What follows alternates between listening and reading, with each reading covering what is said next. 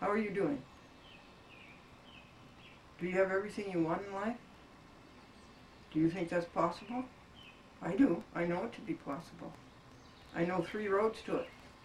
I know that God has a great big box. 6-side box. You open up and it's filled with everything that you want. It's filled with wealth. It's filled with good health. It's filled with happiness. It's filled with joy. It's filled with accomplishment. Bring this issue to a successful conclusion. It's filled with harmony and peace and love and applause and appreciation. But the thing is that you can't find the box. I'll tell you 3 ways to find it. I'll tell you 3 ways to look for it. Number 1, you spend your alone time with God every morning, first thing. Number 2, every 15 minutes you rejoice about something. Rejoice right now that it's July and that it's summer and that the full moon was magnificent when we could see it, not covered by clouds.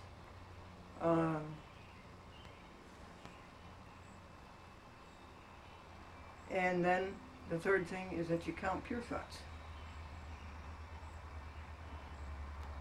during the day. See how many you can get. Can you get up to 500?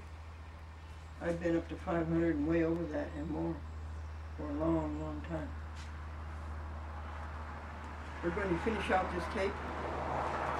This report will go on for about 4 or 5 TV programs. Some cable TV systems have a chat with Glendora for 2 hours and they hear the whole thing. And most cable TV stations have it only for a half hour and you just get a glimpse of it. But here we are on page 16. Sawrock should have separated his so-called affidavit from the 9 exhibits. He intends to confuse smokescreen and a dumb break. He writes with criminal intent, Criminal Code 18, United States Code, Section 1001. He intends to deceive and does deceive, and that is fraud. All public access is voluntary. Getting paid or making money from it is illegal. Did you know that, folks? We volunteer. I spend all my money.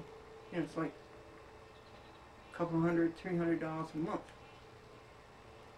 Buying tapes, postage, wrapping.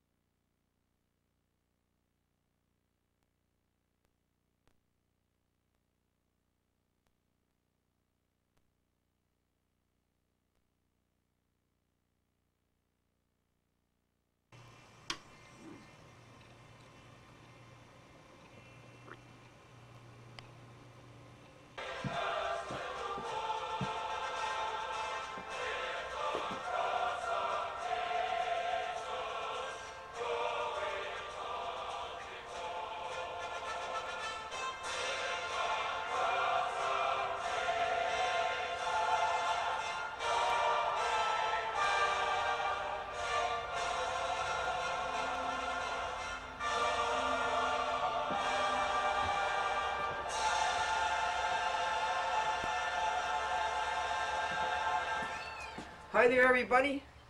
It's 7:25 in the morning. We rejoice for a new day. We rejoice for the night, and we rejoice for the sleep, and we rejoice for the morning light.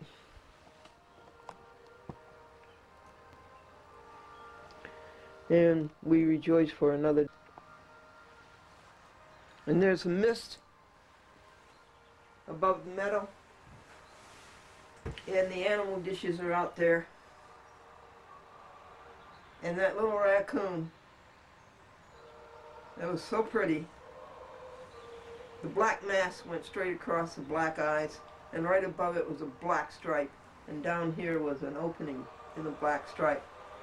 And I had a feeling that she was a girl raccoon. And I confirmed that the night before last when she arrived with 4 babies. Cutest things, and almost half as big as a .com kitty cat. And every morning the 4 or 5 dishes are empty. Daddy, what causes rain? High pressure areas, cold fronts, warm moist air, and the first day of your vacation. I'm addressing you this morning with Glendora versus Savarino. Savarino is a Cablevision employee who has delighted for years, ever since 2002, every way she can, to interfere with a chat with Glendora and you. She doesn't want you to see a chat with Glendora. And Cablevision requires,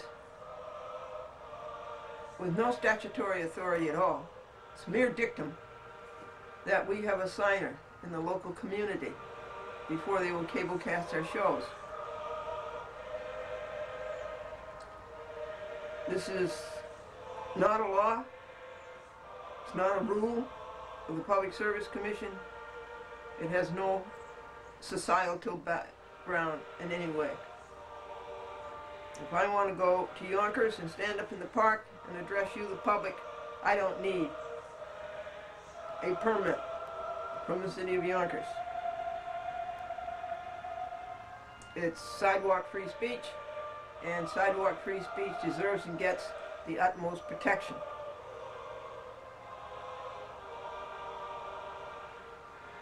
So it is only an elimination device.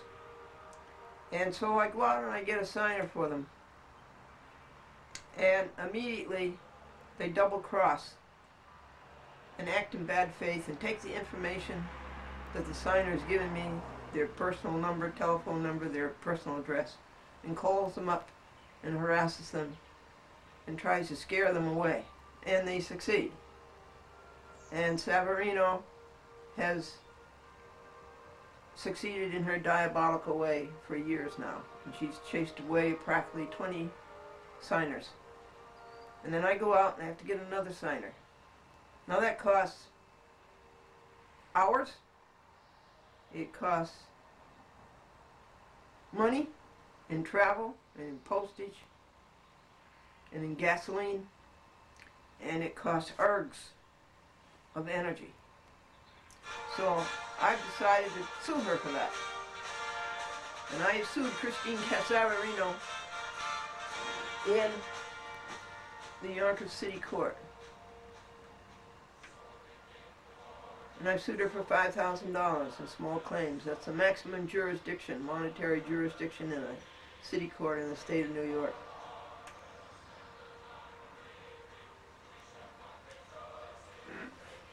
The judge is Arthur C. Doran III.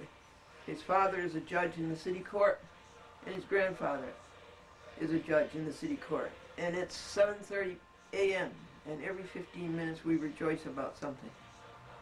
I'm rejoicing that I have you, that we can talk together and work together to try to make people perfect, to try to get rid of the injustice in the courts, to try to get rid of cruelty to animals, and to sue judges when they break the law.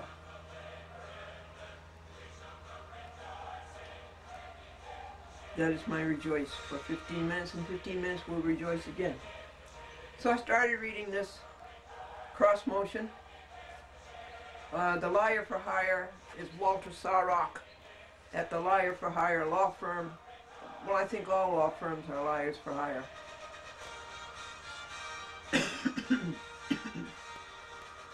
Excuse me. In Sadley, Stevens, Burke, and Burke at 230 Park Avenue, the Pan Am building in Manhattan.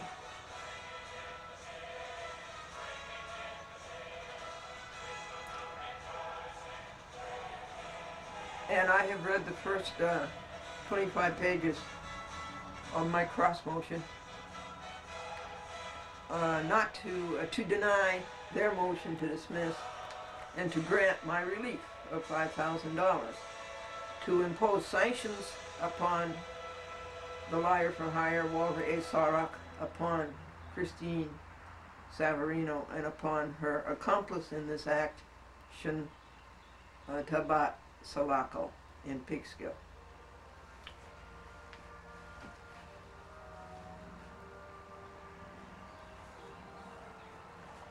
All public access is voluntary. Getting paid or making money from it is illegal. Did you know that, folks? What do I put in? 30, 40 hours a week, $200 or $300 a month, bringing my message to you and hearing your message come back to me. But it costs monies. VHS, mailing, wrapping, technical equipment, batteries, this camera, for instance, which is so brilliant, costs $400 and is a work of art. This Sony digital mini camera, Handycam 21 it's called, for batteries and inter alia, and it's $200 to $300 a month. And we have to take Savarino abuse. She gets paid. We do not. The people with the money beat up on the people with no money. Isn't that true? But it is we people with no money who have the spirit and who have the word from above. Today is Partnership Day. God and I have been partners since February the 14th, Valentine's Day of 2004. So what's that, folks? That's 2 years. And February to July is 5 months. Refuting Sarok's a cappella papers is Adabran. He is an intern. You will call Sally Stevens Birkenberg and within a year and ask for him, and you will hear no longer with the firm. This is the way it was with Strickland, Alice Strickland, and with Laura McQuaid. A cappella means unaccompanied, and his paper is unaccompanied by fact and by law.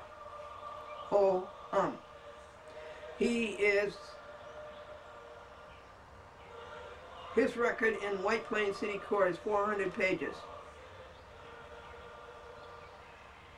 Long, of no law, no facts, no defense, and no procedure. Glendora would like to see somebody fully skilled and well-versed.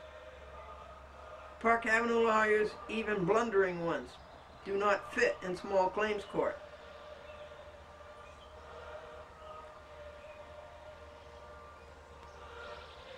Sarok handed in 1 inch of bulky, all penumbra and no core. He and Savarino and Salako should be sanctioned $10,000 into this court at Yonkers for these frivolous papers. There is no affidavit by Savarino, nor is there an affidavit by Salako.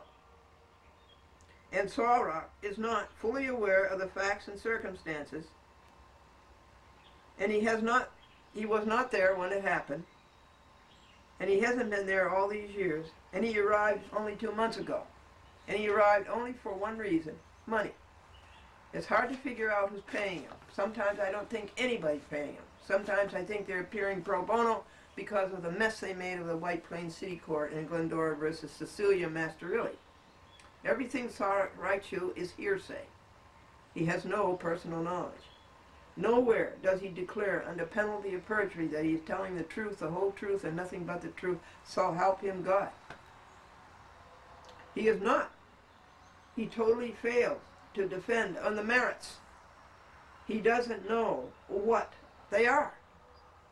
It's all copy machine and giant stapler. Why, the staple that I had to pull out of his papers, I have to use pliers and a screwdriver, are this big. Glendora wants sanctions against him. Savarino and DeCrenza, she also ran away through the extortion directed by Christine Savarino. for abusing small claims court. And that's the Uniform City Court Act, Unified City Court Act of Section 1801 et sequitur. He is abusing small claims. He's doing just the opposite of what small claims was developed for. And that's an offense to the state of New York. The spirit of small claims is simplified court. He should be sanctioned because everything he does is antithetical to simplified court. Nothing is so simple that he cannot make it difficult. Cite his phony res judicata as an opener that tossed Judge Dorn III into confusion and misinformation instantly. This paper has taken 35 hours, that's practically a whole week, and 120 pages to set the record straight after all his lies. Lambda, and we are on page 19. Glendora protests on submission, quote unquote. She wants a hearing. Small claims cases really are not on submission. This is where Toman went off the deep end and ruined his life these past 2 years. He is the judge in the Phillipstown Town Court, County of Putnam, State of New York, and Toman is now a defendant in the federal court in Idaho, and there too he is in default. Wouldn't you expect it?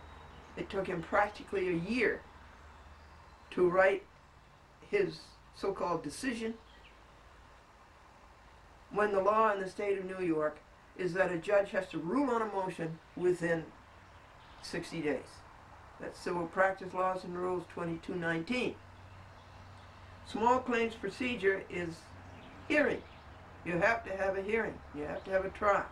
It's not submission. Sorok should know enough to print his bulk on two sides. He should know that everything has two sides, doesn't it, folks? But he doesn't know that. He's strictly unilateral. He should know enough to save the trees and to save us taxpayers the real estate cost of serving twice as many papers as need be. We're up to page 20. Nothing of his is worth saving anyhow. Again, it is all bulk and no weight. He must charge by the pound, certainly not by the value. This is if he is getting paid. Glendora is allowed limited discovery under the Small Claims Act. As I said, it's Unified City Court Act, Section 1801. And she demands to know where the money is coming from, if any, and how much. Client-lawyer relation is not a law, and do not invoke it. And Glendora is allowed limited discovery that Sorok produces proof that he has authority to represent Savarino. Salako he solicited right in the halls of the Yonkers City Court. Oh yes, he did. He took her out into the hall and he solicited her business. And she said yes. Isn't that scurrilous?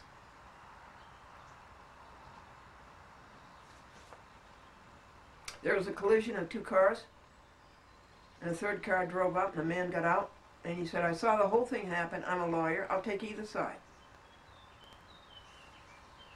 Glendora also wants proof that Sorok is authorized to practice in the City Court of Yonkers. Has he paid his fees to the clerk? We are on page 21. And just excuse me for a minute. I have to call Judy and David and see if they want to take me on my errands today. I have to go to Staples and get my new stamp pad for my great big rubber stamp, and I have to get 9 by 12 envelopes to see what public access costs, and I may have to buy VHS today at Walmart. You get a 10-pack, and the VHS costs 88 cents a piece, and I'll need 4 10-packs. You see how much money public access costs? And then I have to go to Save-A-Lot. I went to Hannaford's. I'll never go there again. I would say they're 60 cents up on the dollar. I would say you're paying 60 cents more on the dollar than you have to pay. I would go to Save-A-Lot. Save-A-Lot products are very, very good in some instances and very, very bad in others. But their fruit and vegetables are very good. Their avocado. And then I have to go to Dollar General. And I think that'll do it for the errands. Judy and David were so kind yesterday to go to the Ghent post office and bring me back the in-mail. And Jack Van Buren, the postmaster, was so kind to let them do it. I called Jack and explained everything to him. And I gave Judy and David a copy of my post office box key, box 124, Ghent, New York, 12075. So let me call him right now, and I'll be right back, and I'll report to you on pages 21 to 30 before we take the next break.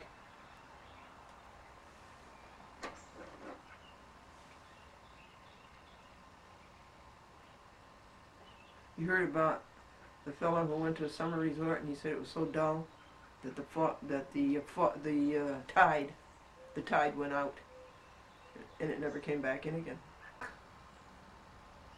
Knock knock. Who's there? Fortification. Fortification who? Fortification this year we go to the mountains.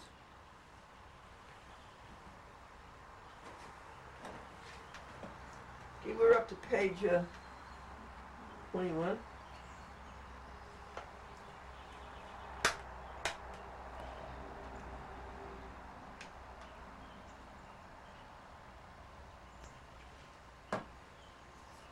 I have to put new batteries in our hymns. All systems go. Glendora regards his court order, Savarino, to return Glendora's videotapes, about 100 of them, from her cable TV system in Norwalk, Connecticut, Fairfield County. Glendora has asked for her to be I've asked for these tapes to be returned. I've asked 20 times. Glendora sent postage to have them returned. Time Warner and Comcast send back Glendora's tapes by UPS and pay for it and don't have to be asked or reminded. There's such a difference. Cablevision is the lowest of cable TV systems. But how cheap Savarino and her company are is already a record. Glendora called Norwalk today, and all she heard was a screech. Either it was a fax or it was an employee. Glendora requests that Tybot Sulaco return Glendora's 40 VHS tapes. Glendora will send Ty back $10 postage, media, mail cost. Glendora is still aghast to witness Sarok soliciting business in the halls of the Yonkers City Courthouse. The only good employee Cablevision ever had was Robert Cacase. Yes, Robert Cacase Jr., the very Robert Cacase Jr. whose father was a judge in Yonkers and after whom the courthouse is named. You walk up to the Yonkers Courthouse and it says Cacase Justice Center. His brother is a WOR radio and on a round table for auto repair, and they are very, very good. And his brother tried to rejuvenate the digital panel on Glendora's 1980 Lincoln Town Car Mark VI Continental, and he had to give up. It would not respond. It is so complicated. But he never charged for it. And Glendora protested, and he said, no, we didn't fix it. Glendora fully incorporates here in her post-appearance memorandum of June the about 10th or 12th. And she fully incorporates it herein as if fully stated herein. The Masterilli affidavit is ultra vires. It is not the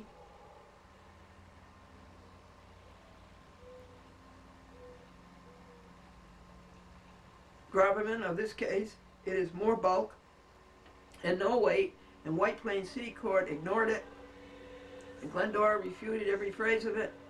Sawrock should have included both sides. Sawrock's paper is academic. It's not expected to produce a practical result. Good morning, .comcat. Did you see her eating? We are up to page 24. Sawrock used this affidavit in a motion to stay Glendora's collecting the $5,020 she was justly awarded.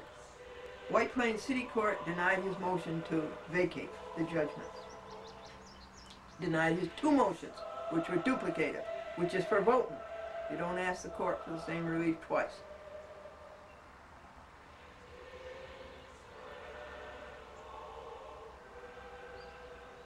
You know why that is?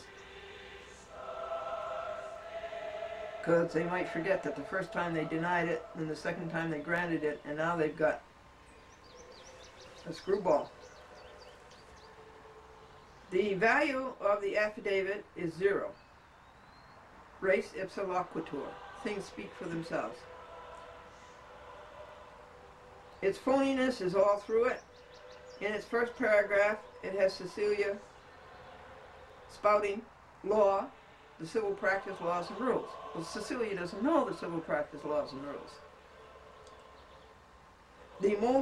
The next lie is CSC Holdings Incorporated. Well, I did not sue CSC Holdings Incorporated. I don't even know what it is. I know the CSC is standing for Cablevision Systems Corporation. I sued Cable Systems Corporation. The honest annotation is Cablevision Systems Corporation, and Sawrock sadly have committed this deceit over 20 times. And they're up to something. They keep changing the name of the company that I sued. What do you think they're up to? In Bethpage, the operator answers the phone Cablevision headquarters. That's funny. Sounds like an army depot or something. What do you suppose that's all about, folks? And today they didn't answer at all. That is so. I repeat that today they did not answer at all. 3 times Glendora tried to reach a friend there, and it would ring 5 times, and then it would hang up. They must all be in jail by now. And the number I called was 516, that's Nassau County, 803-2300. And it should answer Cablevision, and it answers Cablevision headquarters. Well, you know, they are like an army. They've always operated the company as if they were Napoleon. They make their own rules. They shove it down your throat. They go up in the rates without any merit, without giving you anything. They won't show the shareholders list, the books, the records in the minute. Society has been so good to Cablevision. They have something like 400,000 checks come in a month in Nassau County alone. But they are so devious and dishonest and Napoleonic to society. They deliberately break the law, and they said, and challenge people to challenge them. Cecilia's second paragraph is her responsibilities, and her responsibility is to do everything possible to upset the public access producers. 1.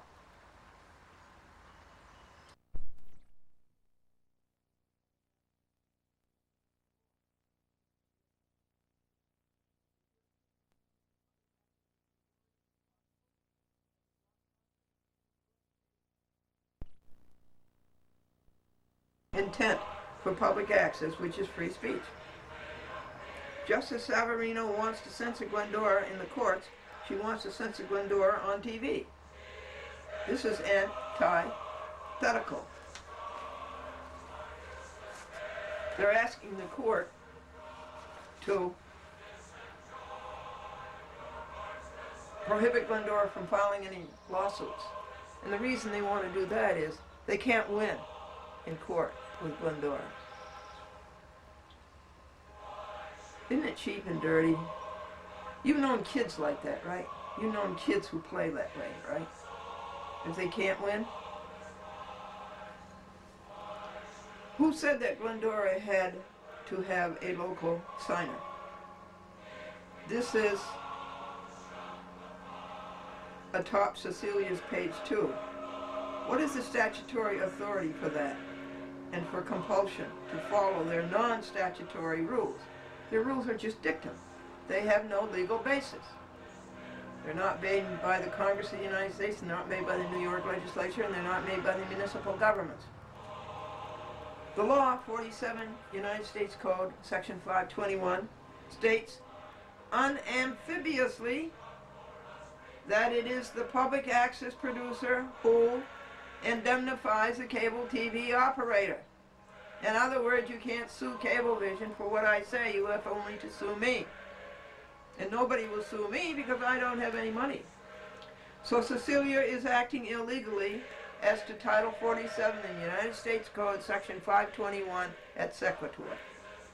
What is the authority for Cablevision to, quote, treat the resident sponsor as the applicant?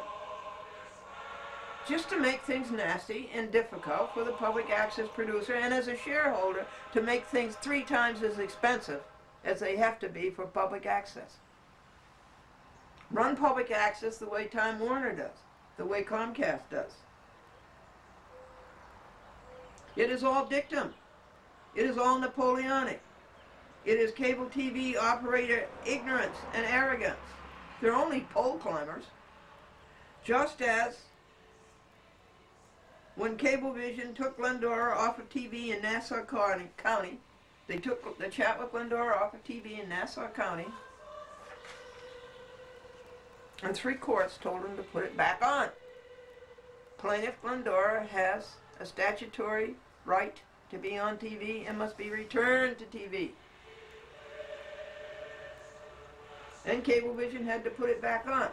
But they put it back on in Nassau, their great big system, which at that time was 430,000 subscribers.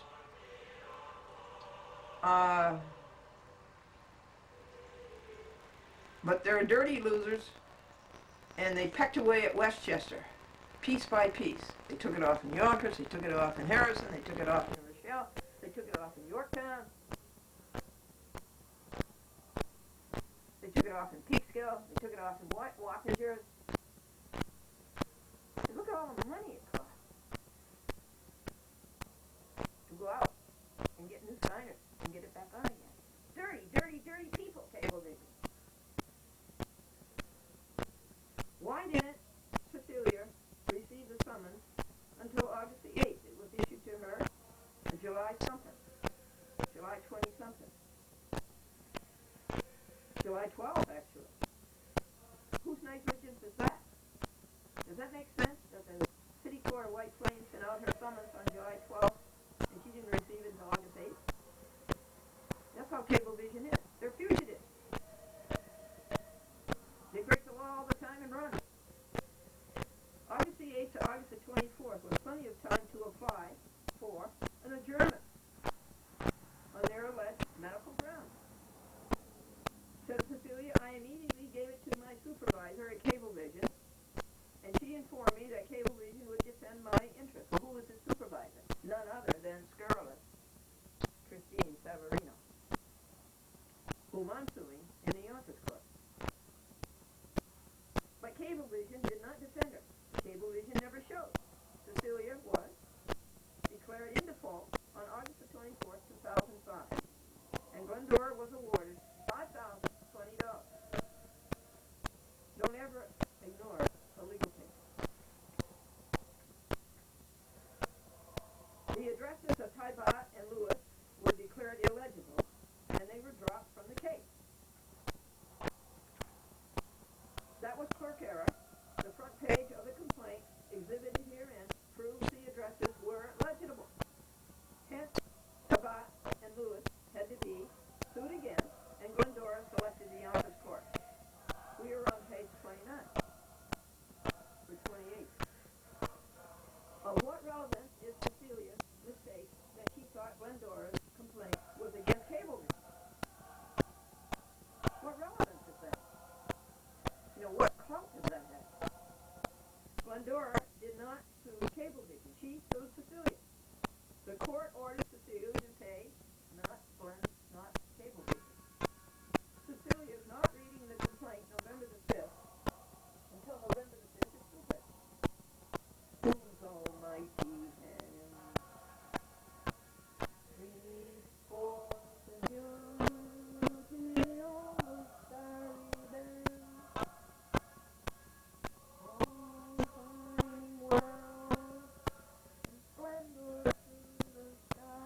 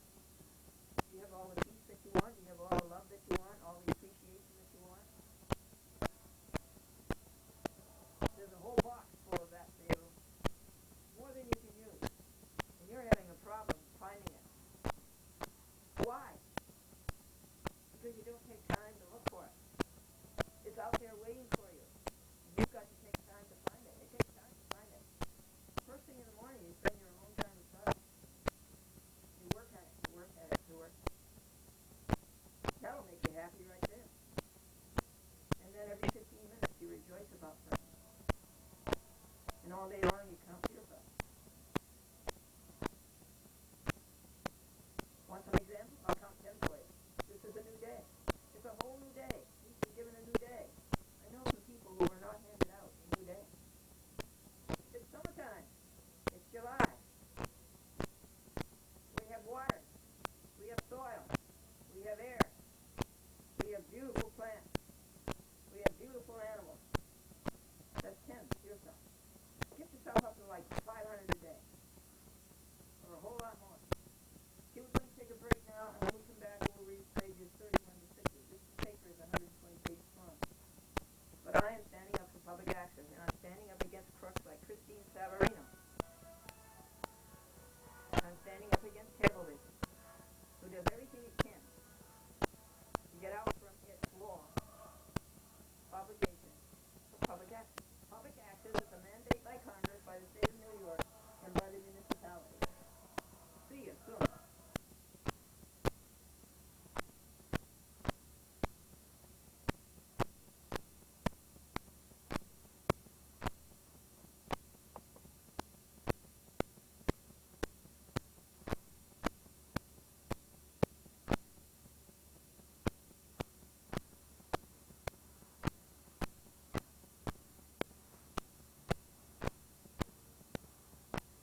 ThankYou.com. We have a request from a television viewer to see your face. ThankYou.com.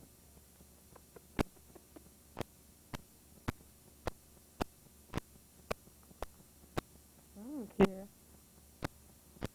I thought I was going to be back with you in 15 or 20 minutes after I did my vlog. And too short. I exercised in 1980. I exercised in 1993. I put them in the shade. And then I did the log. And my neighbor friend came, and we went on errands. She and her sister and her daughter. We had a good time. We spent a lot of money, and we helped the economy tremendously. So here it is, 3:28 p.m., and we're going to report to you on pages 16 to 30.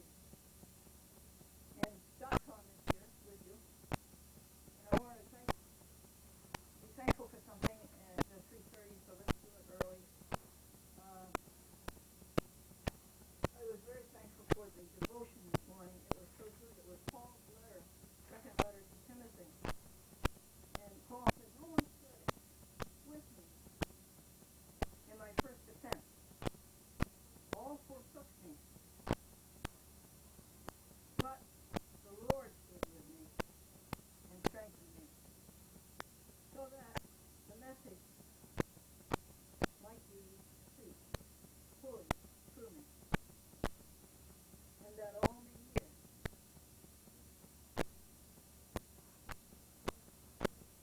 How I was delivered. Isn't that beautiful? Well, maybe I'm all alone here recording this. Nevertheless, it's a call, and it has to be answered.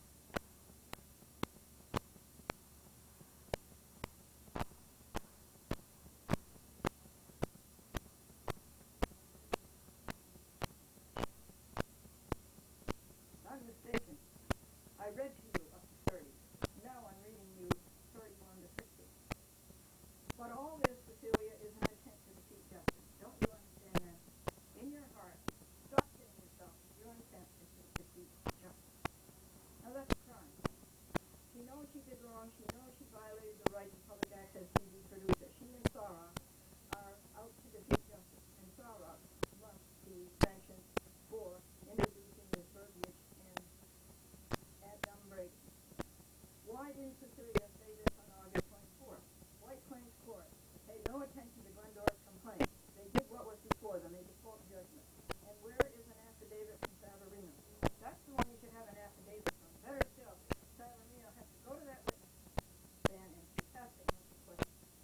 Why does Sarah introduce an affidavit from Cecilia, who is not even a defendant? Glendora accedes to none of these shams by Cecilia or by Sarah. Why didn't Savarino take care of the White Plains City Court matter? What is her excuse? None of this hoax has any standing in this court. Again, White Plains denied Sarah the motion in which the Cecilia affidavit of incredulity appeared.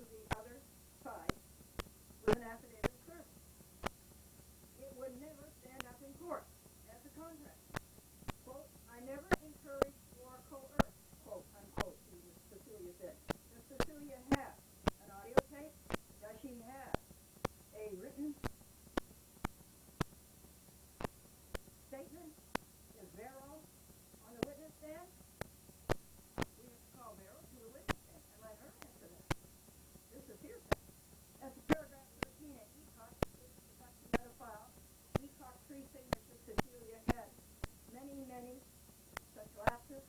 As soon as Cecilia harassed Eathawk dropped out. Glendora and Eathawk had an amicable relationship, but Cecilia ended it. Just as Savarino did with Tom Rogers' wife, Carol, her husband in Yonkers, and Bridget and her friend in New Rochelle. They go after my signers, and they scare them, and they use that as an excuse for not getting my message to you. These they will visit Cecilia and Christine and Maurice Cunningham, reporter, who was fired. Sabat didn't move to Africa. There she was in the Yonkers court. She was there at Unit 7 and Sarah, which solicited Sabat's business, right in the hall of the Yonkers court. And Glendora has Sabat saying on audio tape that Cecilia told me you were bad. Now Cecilia has ensnared herself and even a work lie for paragraph 15. Who said that Glendora's tape belonged to her signers? Did you ever hear anything so absurd in your life? My tape belonged to my signers? Produce any proof that Glendora released ownership of her tape to anybody. This statement by Cecilia shows you her criminal proclivity. Cecilia steals Glendora's tape. Glendora's friend went to Wappinger to get 40 Glendora VHS tapes, and the lad there told Glendora's friend they were shipped to Cecilia in Pittsfield. Why? Yonkers Public Access will not return Glendora's tape to her, and a friend of hers in Yonkers, Aquila and Ellen Johnson, had to go all the way up to Inventive Plaza, and he had to pick up the tape, and then he had to mail it. You just tell me why. You, Tim, or you, West, and I'll put those tapes in a box and put the postage that I sent you onto it, and put the address that I sent you onto it, and mail it. You just tell me why you can't do that. Christine will. Why are they so insistent? This is just common morality, common good neighbor, common love the Lord your God with all your heart, and love your neighbor as yourself. That's all it is. What's the matter with your parents? Christine will not return Glendora's tape to Norwalk. Before that, they absconded with 51.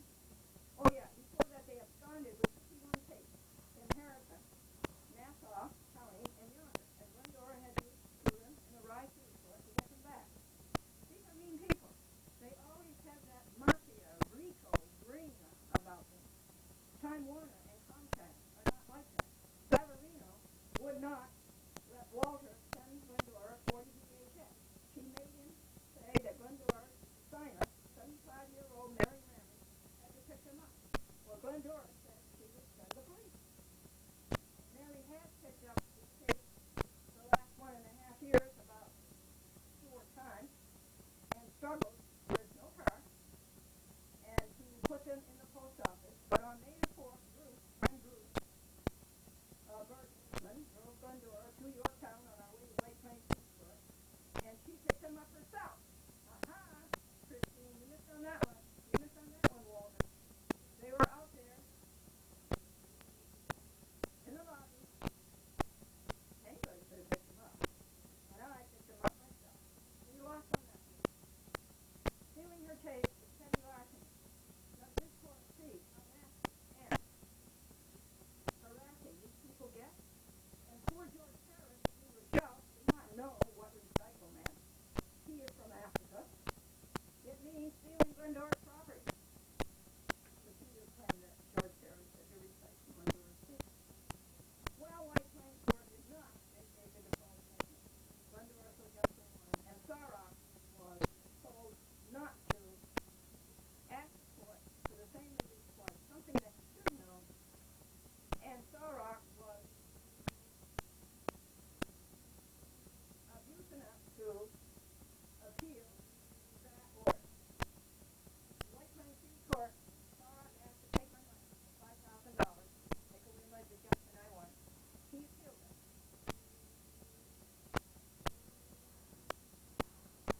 And he appealed something called a decision.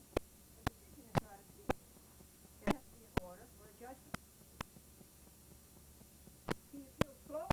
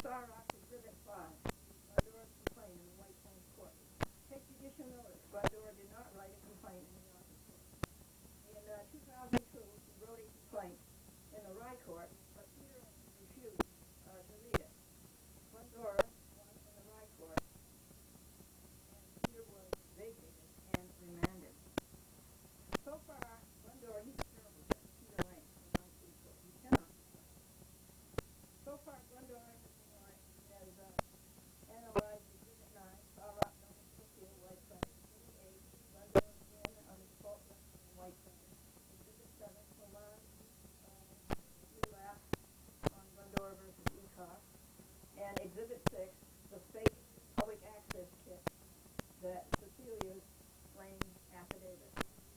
Next is Exhibit 4, and Glendora's post-appearance memorandum of June the 10th or so, when I went to the other court with Maureen Mooney, my friend, and we had such a good time, even though it was a downpour every minute of the day. And by the way, Dobbs Ferry Diner, thank you so much for sending back my purple raincoat.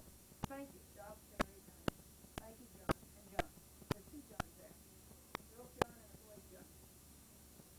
No, this is John who comes in at night. Thank you, John. I don't understand why you didn't use my label. And I don't understand why you didn't use the stamp that I sent. Did you lose them? Why did Sarrock include Glendora's post-appearance memorandum of June the 10th? Excuse me, folks, it is. Why did he include that? The court already has that. I know, because it's billable bulk. Sarrock did not include Penny's summer catalog. We'll give him credit for that. He must be doing this gratis to atone for his blunders in the White Plains court. Savarino and Sulaco never could afford this punished. Park Avenue, hourly rate, double the Westchester rate. I think that in Westchester it is common for a lawyer to get $400 an hour. I think in Manhattan it's about $800. My hourly rate is $300. Glendora draws judicial notice to her obviously of Sarrock's aberrant claim of res judicata. Res judicata in English already been intrinsically translated literally. Glendora versus Cecilia is not Glendora versus Savarino. They are two different bodies. Sulaco and Lewis dropped by White Plains because of alleged illegible addresses, yet the front page of Exhibit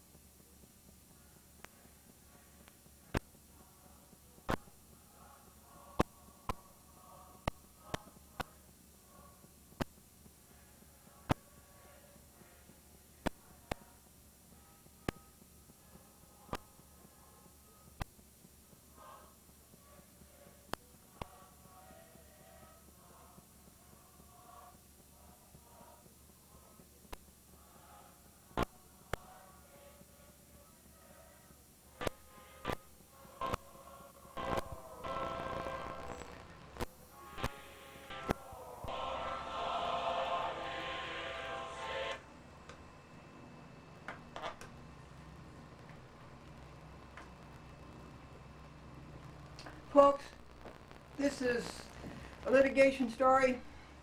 It's Glendora versus Savarino and Tabat Salako and Jill DeCrenza and Officer Lewis, Peekskill Police.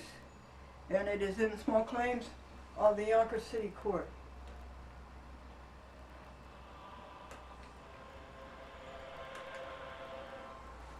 And this is my cross motion that my case there be not dismissed, that I be granted the $5,000 damages that Savarino caused by chasing away my signers and the money and the time and the labor I had to spend going out and getting new signers. It is before Judge Arthur Duran III. His father's a judge in the Yonkers City Court. His grandfather was a judge in the Yonkers City Court. And there was nothing in the paper that the liar for hire, Walter A. Sarok of Sally, Stevensburg, and Burke, there was nothing there that was res judicata. Nothing in White Plains was res judicata for anything in Yonkers. And Sarok and Savarino and Salako should be heavily sanctioned for the injury that they did this action with their ridiculously incongruous impediment. Page 17 did not get copied. It was about the intrusive and improper conduct of Court Officer Williams. It should be reported on his personnel record. Sarok's prolix misrepresentation, and that's Criminal Code 18, United States Code Section 1001, jail and fine, wore out my copy machine, and Glendora had to get a new copy machine. It's a Canon 150, and it was $99, and then I had to pay the state of New York. You have to tithe to the state of New York. Another $8, $107. Sarok should pay for this. It wore out, setting the record straight, after his nescience, lies, and 1,001s, misrepresentations. Glendora tells Salako again she does not want Salako as a signer anymore, but she wants her 40 VHS tapes. And everything that Sarok says is hearsay.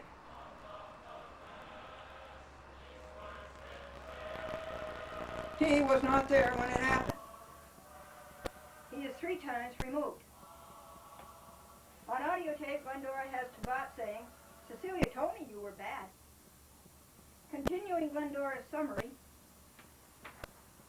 and we are on page 44, of her post-appearance memorandum, she lists some of the Yonkers evils by Savarino.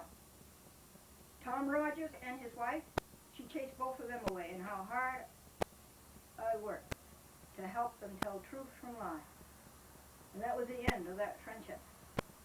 Tom Rogers was a vice president of NBC. He and I were quite close friends, and then his wife and Savarino just upset that apple cart. Carol and her husband, Vero, Nanette Vero, in Yonkers, Bridget in New Rochelle, and Bridget's friend in New Rochelle. And I paid $100 or more to have their cats spayed. I think it was $200. Glendora had these people already to sign. They had signed. And maliciously, Savarino poisoned them. Langelotti is another. She's in Harrison. And all of these backdowns are on audio tape. Savarino's Machiavellianism is extortion, and page 28, Lambda lists the cost, the hours, and the labor. Going to Yonkers Court June the 7th to seek justice and damages of the monetary jurisdiction of that court, $5,000. Page 29 notes for the record that Sarok soliciting business in the law in the halls of the Caucasian Justice Center. It is so base. Glendora disfavors, quote, on submission, unquote. That means you don't go back to court. The case is decided on the papers. That is not real court. It's 4:15. What would you like to rejoice about? You're born. You're alive. You're healthy. You have food. You have clothing. You have a home. You have your freedom and you have your independence. no catastrophes, car accident, tornado, such as they had in Peekskill. No flood, no house on fire, no Lyme disease, no heart disease, no cancer, no catastrophes. Your education, your careers, your spouse, your family. We rejoiced at 4:15. Page 45. Glendora wants her limited discovery within the Unified City Court Act, Section 1801, etc. She wants it as it is allowed. Discoveries when you ask them questions and they have to answer. Glendora's post-appearance memorandum took 10 hours and $22.35 to print and post, and is on her internet, www.achatwithglendora.com, as program number 4,366. Don't you think that's a lot of public access shows?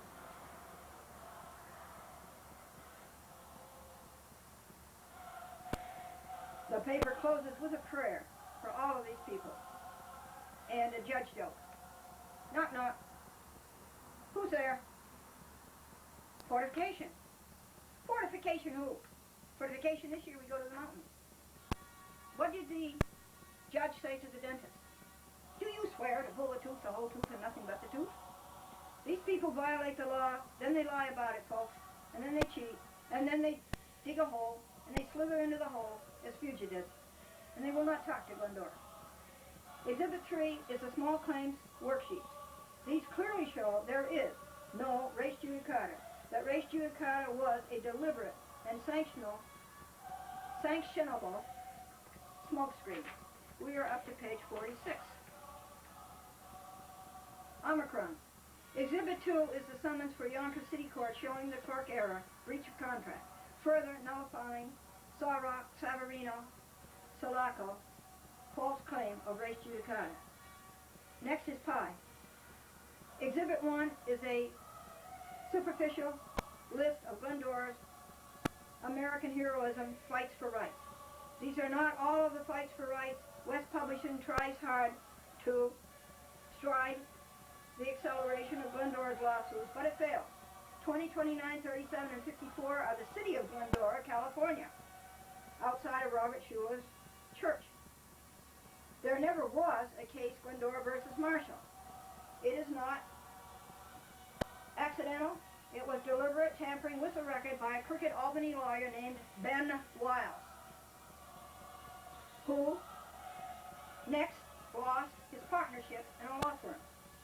Ben Wiles, who next lost his partnership in a law firm. Remember, sin always has its consequences. It does, folks. 349, 7, and 13. Why is 42 in there? Alvarado versus a hospital. It is in there twice. Sawrock misses an accidental, incidental, casual, and fortuitous. Wodzinski is Glendora's. She held up the nefarious Cablevision insider trading lawsuit for a year.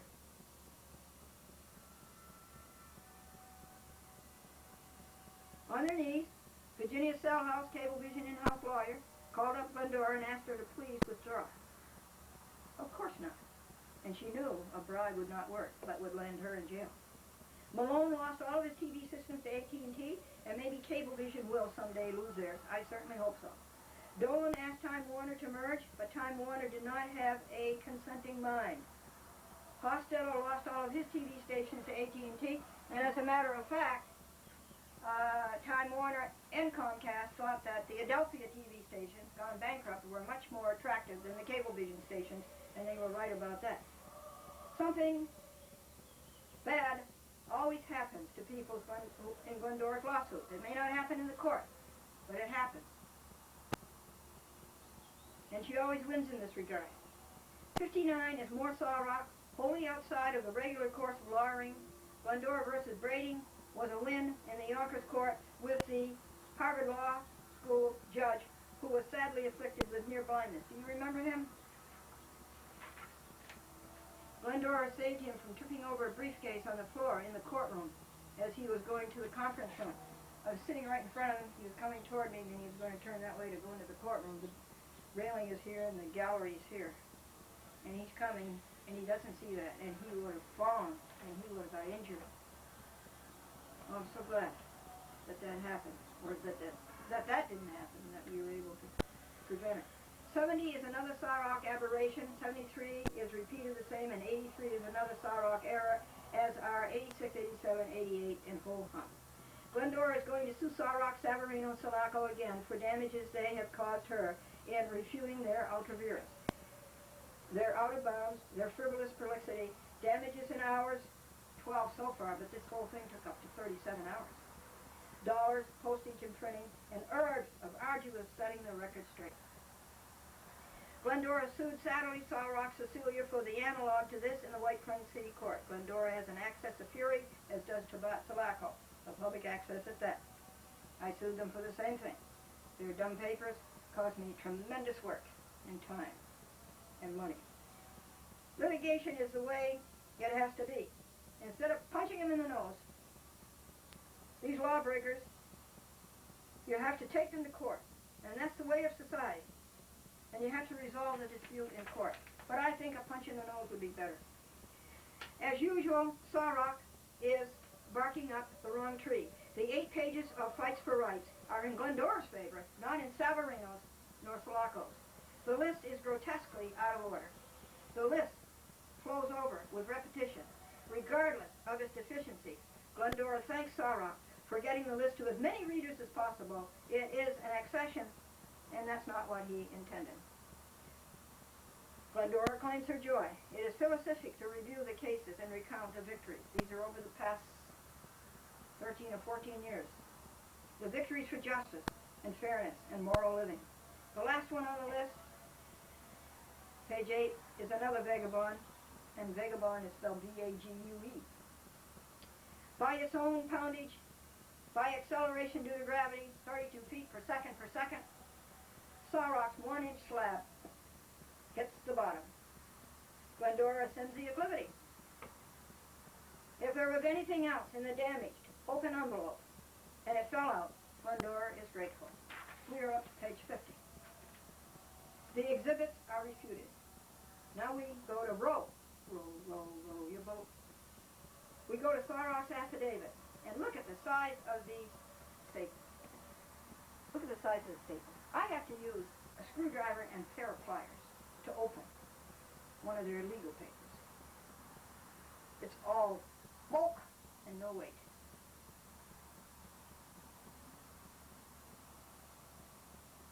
It's all rhetoric. And it's all dishonest and dishonorable.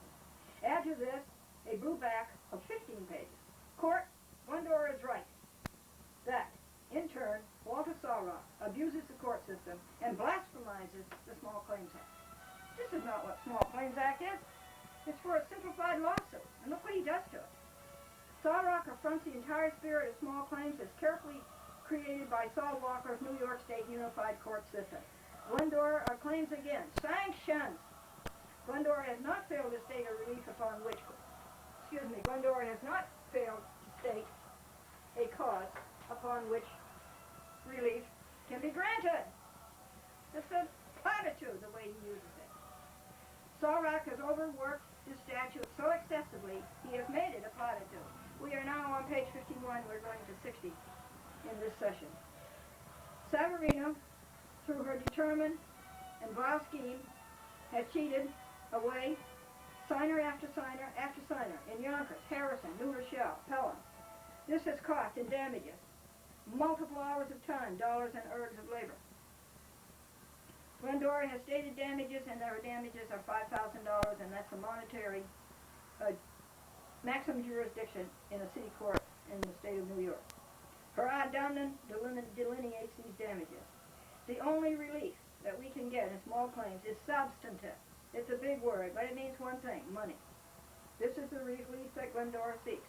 Sarok, Savarino, and Sulaco motion, if it rises to the motion, to the status of being a motion, to dismiss on civil practice laws and rules, section 3211, A7, or 780, whatever, has to be denied on the same ground that 3211 on failure to state a claim. Why relief cannot be granted? Alternatively stated, Sawrock, Savarino, Sulaco have failed to state a meritorious defense why Glendora should not be awarded damages for the injuries done her by Savarino Sawrock. Dismissing Glendora's action on grounds a prior action is pending. Glendora has many prior actions pending. What one is in his mind, or so-called mind. So this can be disregarded. Glendora has about 1 dozen prior actions pending. Idaho, Savarino, Sawrock are defendants, inter alia, and they're in default. Not Sulaco. There is no way in the world of justice that Glendora's case can be dismissed summarily. An injunction censoring Glendora's access to this court cannot be granted in small claims. The only relief that small claims can give is substantive. Such other further relief demanded just and proper goes to Glendora. However, small claims Unified City Court Act, Section 1801, deals only with money. Small claims mentions Sawrock's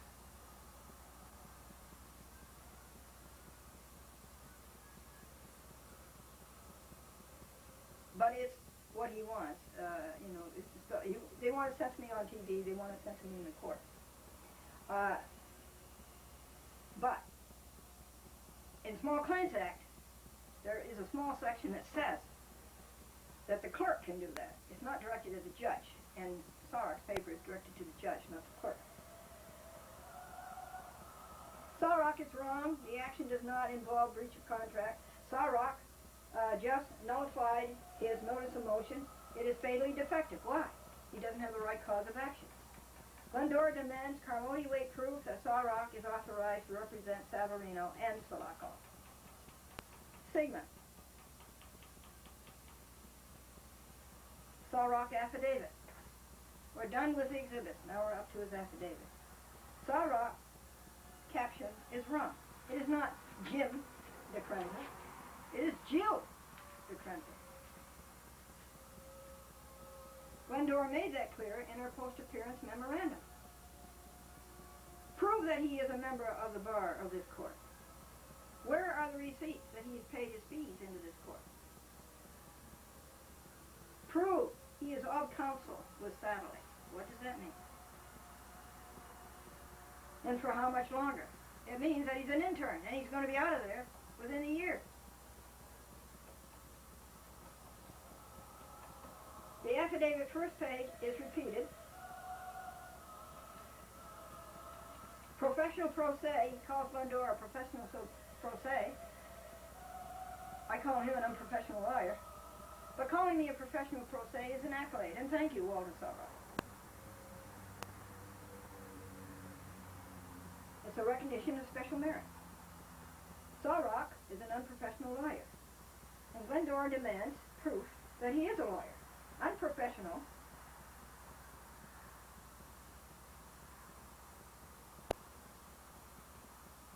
She has thousands of pages of proof. Sawrock Satellite have written their litany about Glendora suing judges, clerks, city officials, etc. over and over and over and over again. And all he is telling you is that Glendora sues everybody who injures her and violates our laws, municipal, state, and federal. If you violate the law, you're going to be sued. This is the right thing to do. How does this absolve Savarino and Sulaco of damages to Glendora for the injuries they inflicted? Well, it does not. Sawrock is just being inflammatory, as he was June the 7th, blurting out res judicata and started everything on the wrong foot. Why are Glendora's fights for rights a meritorious defense? They are.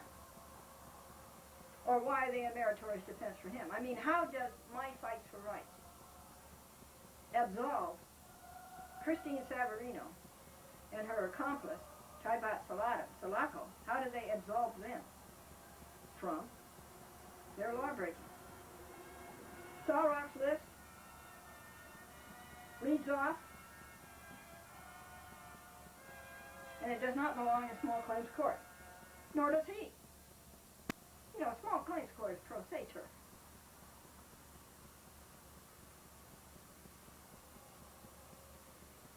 Avarice has its limits. Glendora has stated a claim upon which relief can be granted. And only if you're as dumb as Sarok can you not see it. It deserves the utmost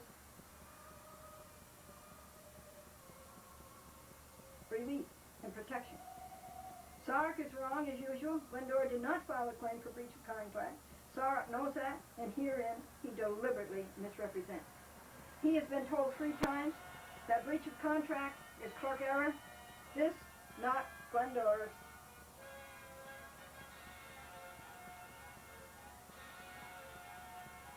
claim. Sarok's paragraph 5 ends with an incomplete sentence, and in my high school, that was an automatic F. If you wrote an essay or a paper that had an incomplete sentence or a run-on sentence, you got an F, no matter how good the paper was. Glendora's small claims worksheet should have been served on Savarino and Salako, and on DeCrenza and on Officer Lewis. But the clerk should have served their summons on Glendora. White Plains City Court refutes Sarok. White Plains awarded Glendora $5,020 against employee Cecilia Masterilli. So Sarok's contention fails and his argument falls. No matter what the company, and it is in bad company, says, White Plains City Court awarded Glendora $5,020 against an employee, Cecilia, and not against Cablevision Systems Corporation.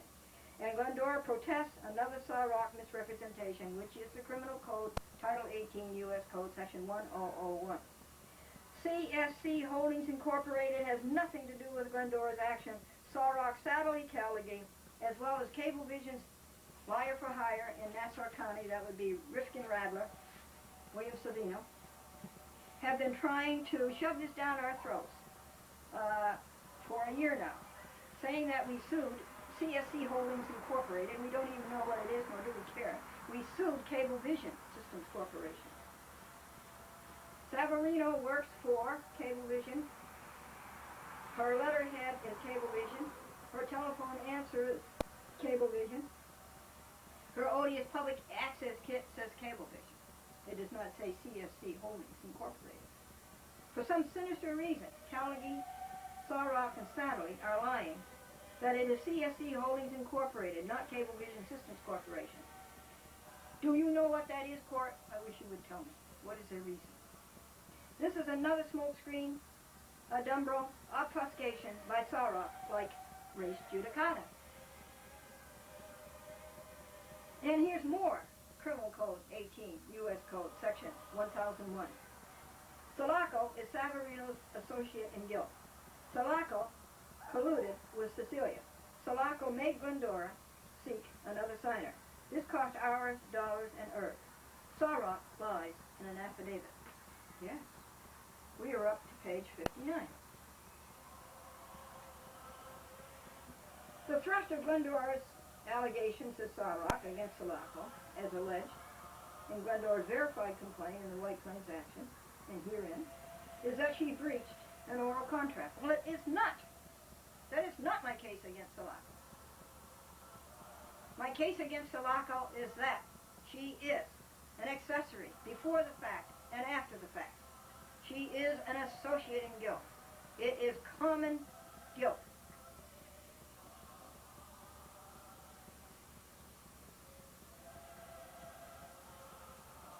And again, Sarok lies in an affidavit. Glendora requests sanctions on this court also, on this common court also, together with irrelevant exhibits. The sponsor is responsible for executing and abiding by all of the terms of their illegal public access kit. And Glendora says, who said? What is your statutory authority? Savarino is not the New York State Legislature. Savarino is not the Congress of the United States. Savarino is not the municipal government. What is their statutory authority? Indeed, Savarino do not know the law. Title 47, the U.S. Code, 521, et sec, which states very clearly that it is the public access producer, say more, who indemnifies the cable TV operator. What does that mean? It means you can't sue Cablevision for anything I say. You got to sue me. But nobody sues me because I don't have any money. The public access producer indemnifies the cable TV operator. And like most of Savarino's public access kit, this is all illegal. This abomination kit could never stand up in court. So Sarat, in the access user contract, the applicant agrees to assume all responsibility for the program and agree to indemnify Cablevision for any liability incurred in connection with the programmer's use of the public access channel. So what has he done? He's lied in an affidavit. This is in rank violation of the Cable Policy Act of 1984, codified as Title 47 of the United States Code, Sections 521 et sequitur. And we are up to page 61, and we are going to take a break. Daddy, what causes rain? Cold front, high pressure areas, warm moist air, and the first day of your vacation. Vacations are funny. Vacation time is when people get up at 4:30 in the morning and drive hundreds of miles looking for a sign that says home cooking. Vacation time is when they close the roads and open the detours. A traveler in Hawaii said, how do you pronounce it? He was talking to a native. Do you pronounce it Hawaii or Hawaii? And the native said, Hawaii. Oh, the traveler says, thank you. And the native says, you're welcome. What happened the first time it snowed in Atlanta? The natives thought it was an explosion of grits. The auctioneer said, sold to the lady whose husband has his hand over her mouth. Some friendly advice for you. Never wave to a friend at an auction. Knock, knock. Who's there? Fortification. Fortification who? Fortification this year we go to the mountains.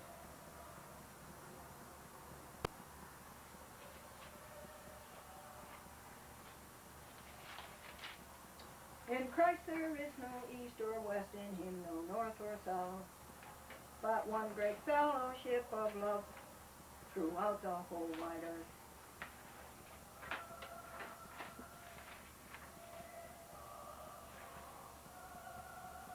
I was looking for some more jokes for you. These three ropes were walking down the street. Ropes, R-O-P-E-S. They went into a restaurant and they sat down. And the head waiter says, aren't you ropes? Said, we don't allow ropes in here. You have to go out. And out on the sidewalk, one rope became so incensed that he tied himself into a knot.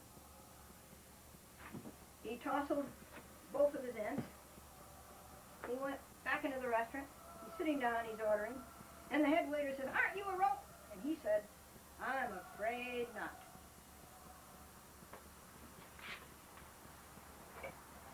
I want to know how you're doing, and I want to get a very, very important concept into your cranium. I don't think you're as happy as you could be. I think you're missing some happiness.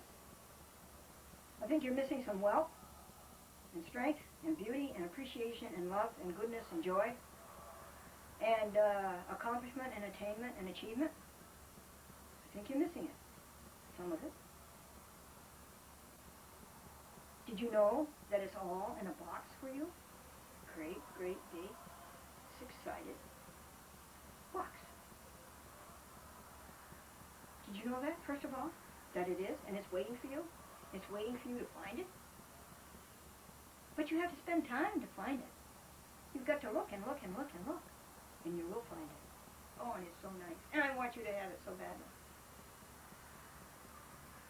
So how do you find it? You sit down alone with God the first thing every morning. And you put that first in your life. And every 15 minutes, just as we're going to do in 2 minutes if we're still together, you rejoice about something. Shall I give you some examples of rejoice? Look right here. Color. Color. Did you ever stop and think what a wonderful thing color is? And if that color changed by just a tiny wavelength or a tiny frequency, you would know it. Not only do we have color, but you have eyes so magnificently created that you can detect the slightest change in that color and all of the variations that you could have of red and the different hues and the brightness. Ha! That's pretty long pure thought. Let's take a new one, a short one. There was one in the devotions this morning. It was magnificent. It was Paul writing from prison to Timothy, and it was his second letter.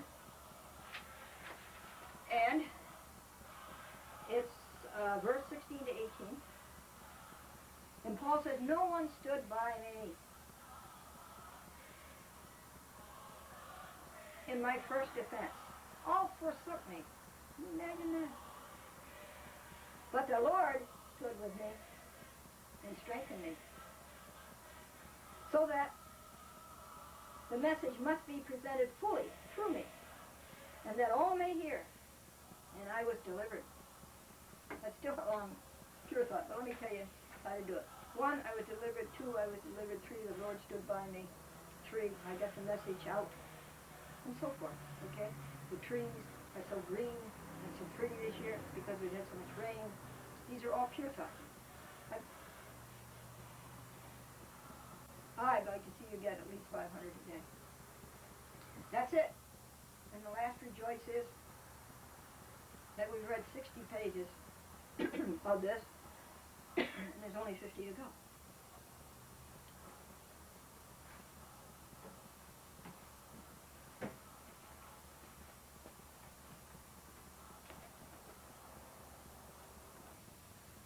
I had to take off all of these dress-up clothes and put them out in the sun. We're up to page 51. May be granted that Sarok has overworked this statute so excessively that he has made it a platitude. Savarino, through her determined and vile scheme, has chased away signer after signer in Yonkers, Harrison, New Rochelle, and Pelham. This has cost and damages multiple hours of time, dollars, and ergs of labor. And that is the gravamen of the lawsuit. That's what a defense lawyer does. Deliberately, nastily, unpatriotically, they put in something that's a lie, and you have to spend your time refuting the lie. That's what a liar for hire is. This is more Sarok ignorance, such as he displayed in White Plains and Glendora, may sue him, and Satterley, and Savarino, and Cecilia, again, for damages, causing her all these hours and dollars and ergs, setting the record straight.